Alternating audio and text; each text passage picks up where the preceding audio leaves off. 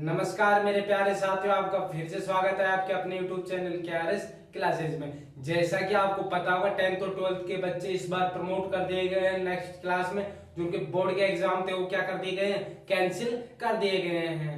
और अब की बार जो नया सिलेबस आया है वो क्या है, NCERT है। तो उसी के हिसाब से हम अब क्या करेंगे, क्या रसायन विज्ञान पढ़ेंगे। जो रसायन विज्ञान में जो आज का हमारा जो चैप्टर होगा, चैप्टर नंबर 4 होगा, रासायनिक बलगतिकी। तो दोस्तों रासायनिक बलगतिकी क्या होता है, देखो दोस्तों, रासायनिक बलगतिकी रसायन विज्ञान की एक शाखा होती है जिसके अंतर्गत कोई अभिक्रिया होती है, उसकी दर या वेग, यानी कोई अभिक्रिया हो रही है तो कितनी स्पीड से, कितनी गति से हो रही है, कितनी टाइम लग रहा है होने में, या क्रियाविधि यानी किस तरीके से हो रही है, उसके बारे में जानकारी प्राप्त करेंगे। तो दोस्तों रासायनिक बलगतिकी क्या होता है, तो मेरे प्यारे साथियों देखो, रसायन विज्ञान की वह शाखा, किसकी शाखा है ये, रसायन विज्ञान की केमिस्ट्री की एक शाखा है, क्या, रासायनिक बलगतिकी।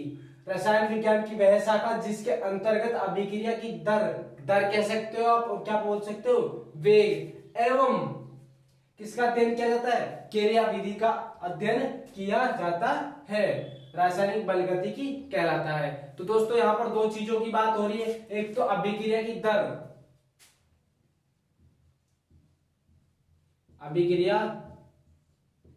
की दर या वेग बोल सकते हो, ठीक है, एवं क्रियाविधि, क्रियाविधि।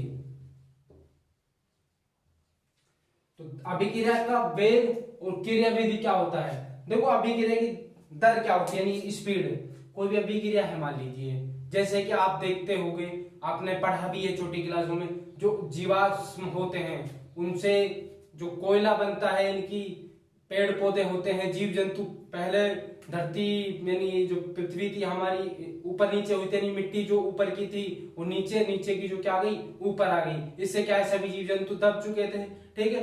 धीरे धीरे लाखों वर्षों में, करोड़ों वर्षों में किसका निर्माण हो गया, पेट्रोल और डीजल और कोयले का निर्माण हो गया। यानी कि ये अभिक्रिया धीरे धीरे हुई होगी, यानी कितने वर्ष लग गए, कितना टाइम लग गया, लाखों करोड़ों साल लग गए। जैसे कि आपने देखा होगा कि लोहे का कोई भी सामान लेके आए हो, लोहे की कोई वस्तु लेके आए हो, उसको रख दीजिए आप, चमकदार होती है, नहीं लेके आओगे, लेकिन धीरे धीरे उस पर क्या होने लग जाता है, जंग लगने लग जाता है। देखा होगा आपने दूध का दही में बदलना, तो वो किस स्पीड से हो रहा है, क्या हो रहा है। और अम्ल होते हैं प्रबल, और प्रबल क्षार होते हैं, उनको कितना समय लगता है, कितनी स्पीड से उनकी अभिक्रियाएं होती है। तो इन सब की जानकारी हमें इस चैप्टर से प्राप्त होगी, ठीक है मेरे दोस्तों। तो अभिक्रिया की दर क्या होती है, किसी भी कोई भी अभिक्रिया है वो कितनी स्पीड से हो रही है वो ज्ञात करना क्या कहलाता है, दर या वेग कहलाता है। अब क्रियाविधि, अब कोई अभिक्रिया है किस तरीके से हो रही है, यानी क्या क्या चीजें डाली जा रही है उसमें, ठीक है। उत्प्रेरक जानते हो गया, पिछली क्लास में पढ़ा हुआ, उत्प्रेरक का उपयोग करके उस अभिक्रिया को जल्दी कर देना, उत्प्रेरक को डाल के उसमें क्या कर देना, उस अभिक्रिया की स्पीड को धीरे कर देना, क्या कहलाती है, क्रियाविधि कहलाती है। बात समझ आई। तो अभिक्रिया की दर क्या होती है, वेग क्या होता है वो देखते हैं पहले, ठीक है।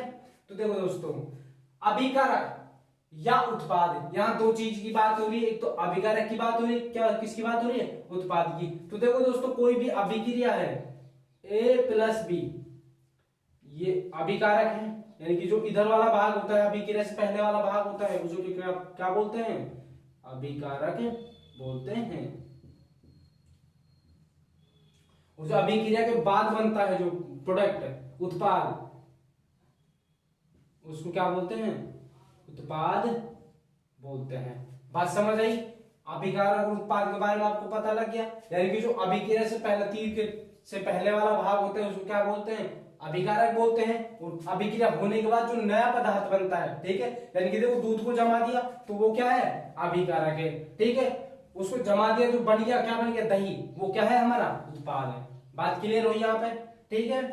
देखो अभिकारक या उत्पाद की सांद्रता में इकाई समय अंतराल में, एक निश्चित समय होगा, उसमें उनकी जो सांद्रताएं होती हैं उनमें क्या हो जाए, परिवर्तन, क्या कहलाता है, निश्चित समय होना चाहिए, क्या होना चाहिए, निश्चित समय होना चाहिए। उनकी जो सांद्रता है उनमें इकाई समय अंतराल में क्या हो रहा है, परिवर्तन हो रहा है, क्या कहलाती है, होने वाला परिवर्तन ही क्या कहलाता है, अभिक्रिया की दर कहलाता है। बात समझिए। अब किसी भी अभिक्रिया की दर किस तरीके से निकालते हैं, देखो दोस्तों मेरे प्यारे साथियों, देखो कोई भी अभिक्रिया है उसकी दर हम कैसे ज्ञात करते हैं। तो देखो अभिकारक के लिए, अभिकारकों के लिए निकाल लेते हैं पहले, या एक साथ निकाल लेते हैं दोनों के लिए।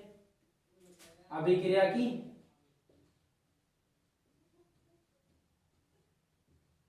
दर, अभिक्रिया की दर, इसको स्मॉल आर से डिनोट करते हैं। किससे प्रदर्शित करते हैं, अभिक्रिया की दर को स्मॉल आर से प्रदर्शित करते हैं। ठीक है दोस्तों, तो क्या हो रहा है, अभिकारक या उत्पाद होते हैं, उत्पाद की सांद्रता में परिवर्तन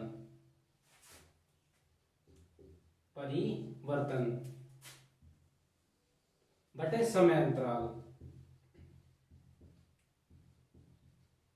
ये क्या कहलाता है, अभिक्रिया की दर कहलाता है। ठीक है, अभिक्रिया की दर क्या होती है, अभिकारक या उत्पाद की सांद्रता में जो परिवर्तन होता है एक निश्चित समय अंतराल में, जो क्या होता है, परिवर्तन होता है, क्या कहलाता है, अभिक्रिया की दर कहलाता है। अभी अभिक्रिया की दर किस तरीके से निकाली जाती है, अब अभिकारक के लिए देख लेते हैं एक बार, कारकों के लिए ठीक है दोस्तों, अभिकारकों के लिए तो अभिक्रिया की जो दर है उसको किससे प्रदर्शित करते हैं, स्मॉल आर से। अभिकारकों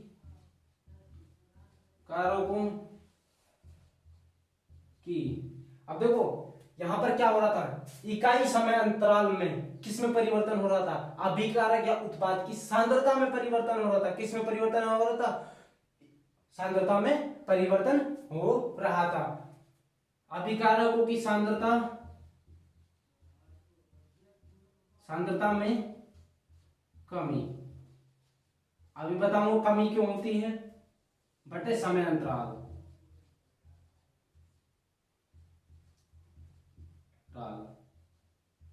ठीक है मेरे प्यारे साथियों, तो देखो इसको प्रेजेंट करेंगे तो आर, अभिकारक को क्या बोलते हैं, रिएक्टेंट बोलते हैं। ठीक है, इसको किससे डिनोट करते हैं, कैपिटल आर से डिनोट करते हैं, रिएक्टेंट। अब उनमें परिवर्तन हो रहा है, परिवर्तन के लिए क्या करेंगे, डेल्टा लगाएंगे, इसको डेल्टा बोलते हैं। ठीक है, त्रिकोण वाला डेल्टा। ठीक है, और एक डेल्टा ये होता है डिफरेंशिएशन वाला डेल्टा। यहाँ पर त्रिकोण वाला डेल्टा क्यों यूज करते हैं, ताक्षणिक वेग पढ़ेंगे आगे, उसमें क्या करेंगे, ये वाला डेल यूज करेंगे। ठीक है, ये थोड़ा लंबे समय के लिए होता है, ये थोड़ा बहुत ही कम टाइम के लिए होता है। ठीक है, वो आगे देखेंगे थोड़ा सा, है ना।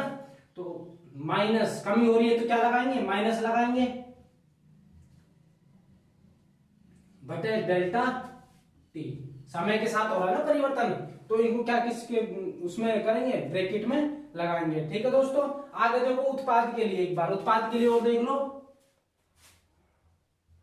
उत्पाद के लिए दिखना तो नीचे वाला डेल्टा टी ना दिखा, तो यहाँ पर कुछ दिखाई नहीं दे रहा है दोस्तों, तो एक बार इसको थोड़ा ऊपर लिख देता हूं, यहाँ पर दिखाई नहीं दे रहा डेल्टा टी, तो यहाँ देख लेते हैं एक बार थोड़ा सा, है ना। यहाँ लिख रहा हूं मैं इसको, इस चीज को कहां लिख रहा हूं, थोड़ा ऊपर लिख रहा हूं। तो इनकी आर बराबर माइनस डेल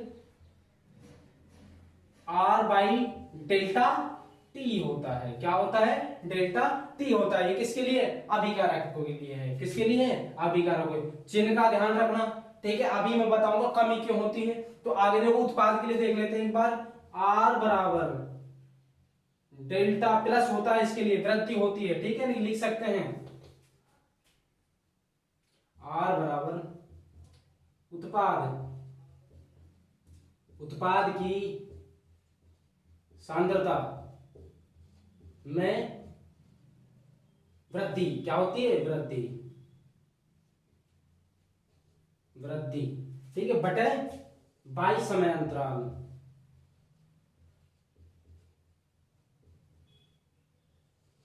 क्या होता है, समय अंतराल होता है। देखो इसको लिखेंगे हम, नीचे नहीं दिखाई देगा, यहां पर लिख देता हूं, आर बराबर वृद्धि हो रही है यानी क्या लगाएंगे, धनात्मक चिन्ह लगाएंगे, तो डेल्टा पी।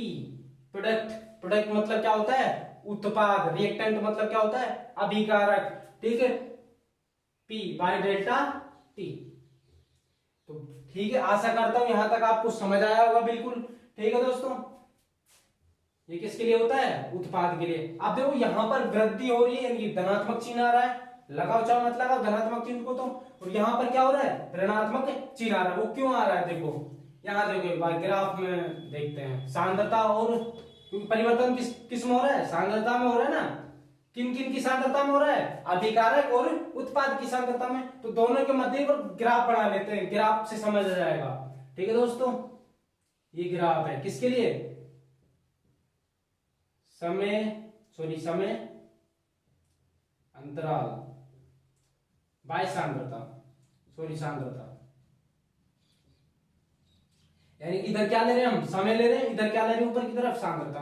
अब एक बात देखो, अभिक्रिया हो रही है, उससे पहले अभिकारक की जो सांद्रता थी वो क्या थी? ज्यादा थी। ठीक है दोस्तों, जो अभिकारक होते हैं जब अभिक्रिया होने से पहले क्या होता है? उनकी सांद्रता क्या होती है? उच्च होती है। लेकिन जैसे ही धीरे धीरे अभिक्रिया होने लग जाती है, किस में बदलने लग जाते हैं? अभिकारक उत्पाद में बदलने लग जाते हैं। धीरे धीरे अभिक्रिया होने लगती है और उत्पाद जो अभिकारक होते हैं किस में बदलने लग जाते हैं? उत्पाद में बदलने लग जाते हैं। ठीक है, अब पहले उनकी सांद्रता कैसी थी? अभिकारक की उच्च थी, ज्यादा थी, यानी ऊपर लेंगे उस ज्यादा को। लेकिन जैसे जैसे वो धीरे धीरे अभिक्रिया होने लग जाती है, उनकी सांद्रता क्या होने लग जाती है? घटने लग जाती है। अब घटने को किससे डिनोट करते हैं? माइनस से। बात समझ आई? परिवर्तन हो रहा है ना किसके साथ? समय के साथ। तो माइनस डेल आर। ठीक है, अब इनकी सांद्रता घटने लगे। ठीक है, लेकिन उत्पाद तो तभी बनेगा जब रिएक्टेंट अभिक्रिया करेंगे। ठीक है ना, अभिक्रिया कर लेंगे वो, तो धीरे धीरे किस में बदलने लगेगा? यानी पहले तो अभिकारक था ना, अब क्या बनने लगेगा? उत्पाद बनने लगेगा। तो धीरे धीरे किस में बदल जाएगा? वो उत्पाद में बदलने लग जाएगा और उसकी उत्पाद की सांद्रता कैसी हो जाएगी? उच्च होने लग जाएगी। यानी कि किसके लिए? अब प्लस हो रहा है यानी बढ़ रही है सांद्रता, तो क्या करेंगे? धनात्मक चिन्ह का यूज करेंगे। तो डेल्टा पी यानी प्रोडक्ट के लिए। ठीक है दोस्तों, समझ आई? यानी कि देखो अभिकारक था, अभिक्रिया हो रही थी। ठीक है, अभिक्रिया हो रही थी, तो अभिक्रिया होने से पहले अभिकारकों की सांद्रता क्या थी? उच्च थी। जैसे जैसे अभिक्रिया होने लगी उनकी सांद्रता क्या होने लगी? घटने लगी। और उत्पाद बनने लगे तो उनकी सांद्रता कैसी होने लगी? बढ़ने लग गई। बात समझ आई? तो बढ़ने को किस पे प्लस लेते हैं और घटने किसके लिए लेते हैं? कैसे लेते हैं? माइनस लेते हैं। बात क्लियर हुई होगी आशा करता हूं। तो इसका एक बार स्क्रीनशॉट ले लीजिए आप।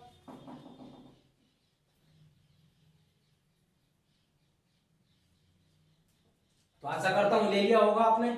तो देखो दोस्तों, अब ये जो अभिक्रिया की दर निकाली है, अब ये कोई अभिक्रिया के लिए निकाल के देखते हैं एक बार। किसी अभिक्रिया के लिए तभी अच्छे तरीके से क्लियर हो पाएगा। तो किस तरीके से कोई अभिक्रिया दी हुई है तो पूछ ले हमसे कि अभिक्रिया की दर ज्ञात करो। ठीक है, तो उसके लिए हम कैसे ज्ञात करेंगे देखते हैं आगे।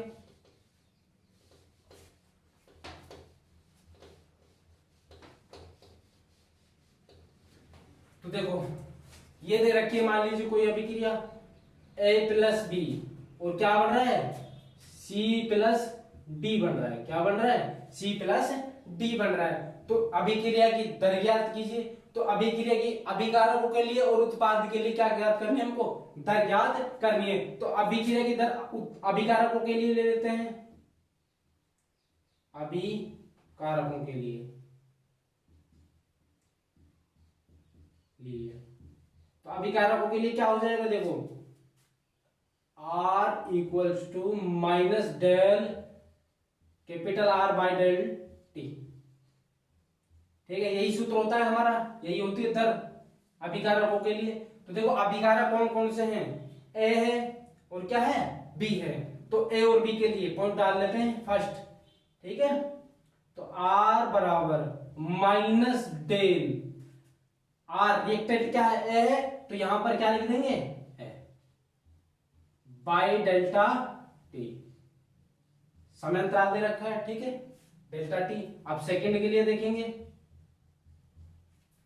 R equals to minus del, क्या है अभिकारक बी है तो बी लिख देंगे, बाई डेल्टा टी। तो बात समझ आई होगी आपको, क्लियर है चीज। तो किस तरीके से निकालते हैं, आप उत्पाद के लिए निकालेंगे, ये चीज ध्यान रखना, आप अभिकारक के लिए निकाल रहे हो तो माइनस चिन्ह होना चाहिए, ठीक है, नहीं तो गलत माना जाएगा। आगे देखिए मेरे प्यारे साथियों, उत्पाद के लिए निकालते हैं, किसके लिए, उत्पाद के लिए क्या निकाल रहे हैं, अभिक्रिया की दर।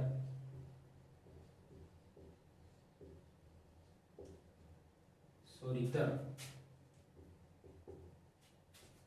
तो R इक्वल्स टू क्या होता है formula, delta P by delta T होता है, क्या होता है, डेल्टा T होता है। अब मेरे को एक चीज बताइए आप, क्या धनात्मक होगा या ऋणात्मक होगा, क्योंकि देखो सांद्रता बढ़ रही थी उत्पादों की, तो क्या हो जाएगा, धनात्मक हो जाएगा। तो अभिक्रिया के लिए निकालते हैं, किसके लिए, अभिक्रिया के लिए। तो देखो R बराबर डेल्टा, ये ब्रैकेट लगाएंगे और क्या कर देंगे, C लिख देंगे, क्या लिख देंगे, C लिख देंगे, बाय डेल्टा T। तो अब ये किसके लिए हो गया, C के लिए हो गया। अब किसके लिए निकालेंगे, D के लिए निकालेंगे। R बराबर delta D by delta T। Clear है, किस तरीके से सांद्रता निकालते हैं, सॉरी सांद्रता नहीं, अभिक्रिया की दर कैसे निकालते हैं, ठीक है दोस्तों। तो आप इसको स्क्रीनशॉट ले सकते हो,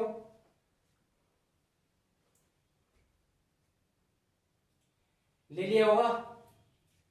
तो देखो आपने देखा होगा, क्या देखा होगा, ये तो सामान्य अभिक्रिया के लिए है। अब आपने संतुलित अभिक्रिया देखी होगी, कोई भी क्या देखी होगी, संतुलित अभिक्रिया देखी होगी।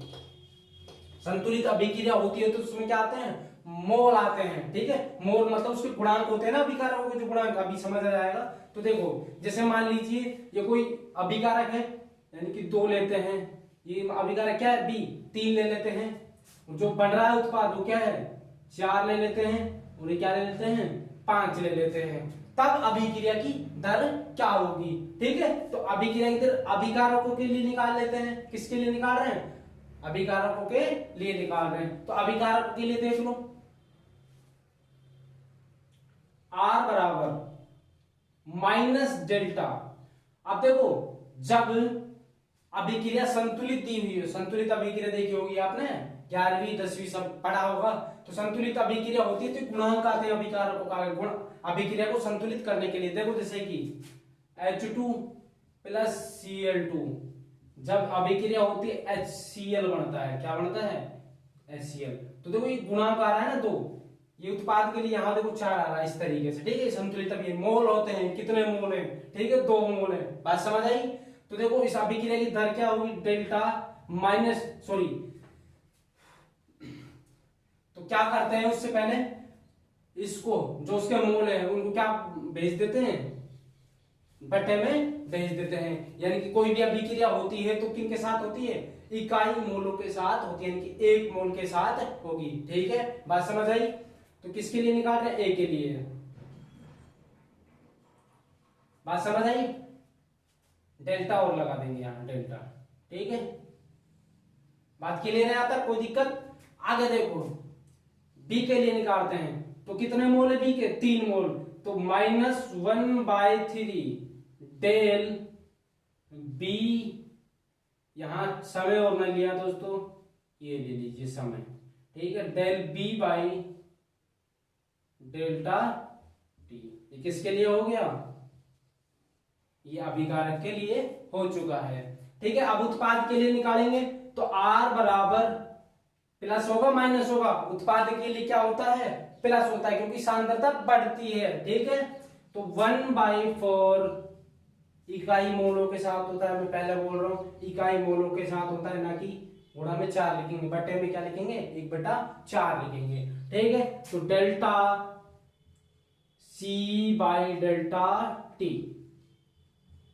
ठीक है, ये किसके लिए हो गया, C के लिए उत्पाद। अब देखो R बराबर 1/5 delta D by delta T. तो बात समझ आई होगी आपको, एक बार स्क्रीनशॉट ले लीजिए। दो अभिक्रियाएं ले लेते हैं, उससे क्या है अच्छा क्लियर हो जाएगा और कि अभिक्रिया की दर किस तरीके से निकालते हैं। तो दो रिएक्शन ले चुके हैं हम, ले लिए हैं मैंने। तो देखो अभिकारक भाग है, ये क्या है उत्पाद है, तो इसके लिए अभिक्रिया की दर क्या होगी। तो R बराबर माइनस डेल्टा, इसका आगे कोई गुणांक नहीं, एक है तो एक लिखने से कोई फायदा नहीं है, तो H2 है बाई डेल्टा क्या हो जाएगा T। ठीक है दोस्तों, ये किसके लिए हो गया, H2 के लिए हो गया। Cl2 के लिए देखेंगे अभिक्रिया की दर, तो अभिक्रिया की दर minus del Cl2 by delta T। ठीक है दोस्तों, तो ये किसके लिए हो जाती है, Cl2 के लिए हो जाती है। दोनों अभिकारक कंप्लीट हैं, उनकी दर हम ज्ञात कर चुके हैं आसान तरीके से। और आगे देखो उत्पाद की सांद्रता के सॉरी उत्पाद की दर कैसे ज्ञात करेंगे। तो देखो R बराबर इकाई मोलों के साथ होगा, लेकिन यहाँ कितने मोल है, 2 मोल, तो A1/2 delta HCl by delta T। तो ये किसके लिए हो गया, ये उत्पाद के लिए हो चुकी है अभिक्रिया की दर। तो आगे देखिए इस अभिक्रिया के लिए हम उत्पाद की इस अभिक्रिया के लिए हम क्या देखेंगे, दर देखेंगे। तो देखो R बराबर, तो देखो इकाई मोलों के साथ होता है तो 1/2, अब माइनस होगा या प्लस होगा, माइनस क्योंकि अभिकारक है, बाय डेल्टा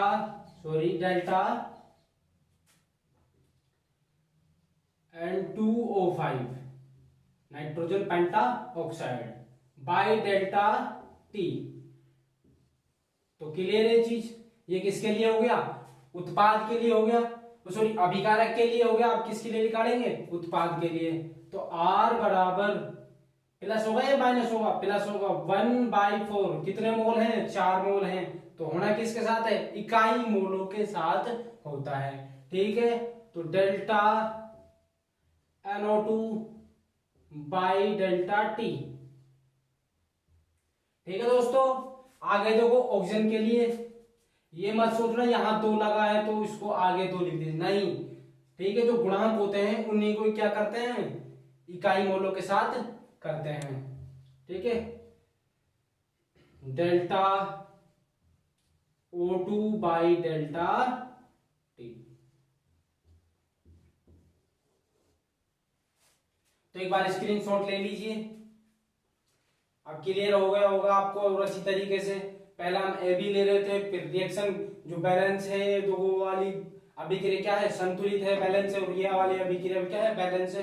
तो इन ऐसी अभिक्रियाओं के लिए हम कहे कि दर निकालिए, तो हम क्या कर सकते हैं बड़ी आसान तरीके से। ठीक है दोस्तों, मैं आशा करता हूँ आपको समझ आया होगा। एक बार स्क्रीनशॉट ले लीजिए।